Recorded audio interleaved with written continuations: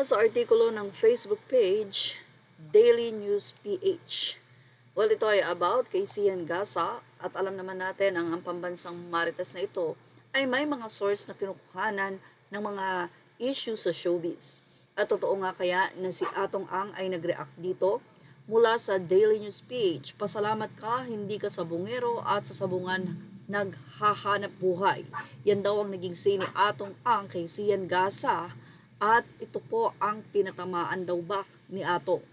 Si Atong Ang ay nagsalita at ang pinatatamaan daw ba nito ay si Sian Gasa. Well, narito po ang full update ng Daily News PH. Business tycoon Atong Ang has once again found himself in the center of controversy after a cryptic statement during a promotional event for his new online business.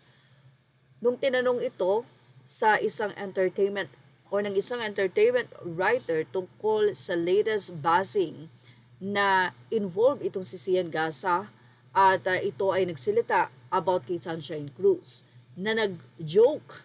Sinabi nito na pasalamat ka, yan ang say ni Atong Ang, hindi ka sabungero at sa sabungan tumatambay. Baka maglaho kang parang bulak. Though the comment seemed light-hearted, many believe it carried a deeper message. The speculations have arisen that Ang was subtly addressing Sian Gasa's recent remarks about him and his alleged interest in Sunshine Cruz's daughters.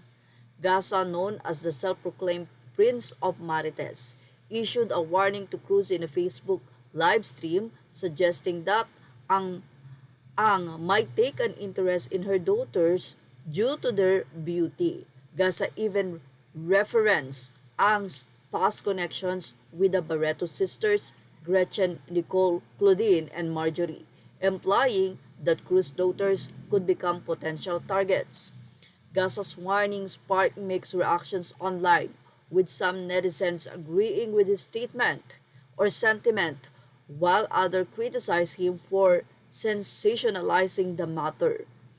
He further quipped that if Ang's history with the Barretos was any indications, Sunshine's daughter might end up receiving lavish gifts before any complications arise.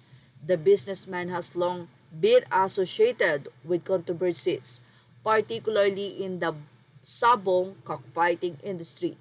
Rumors have swirled about sabongeros allegedly disappearing due to disputes within the business, though no concrete evidence has ever linked Ang to such incidents.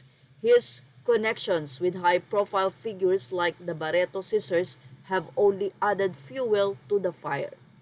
However, Ang has consistently denied any wrongdoing, focusing instead on expanding his business empire.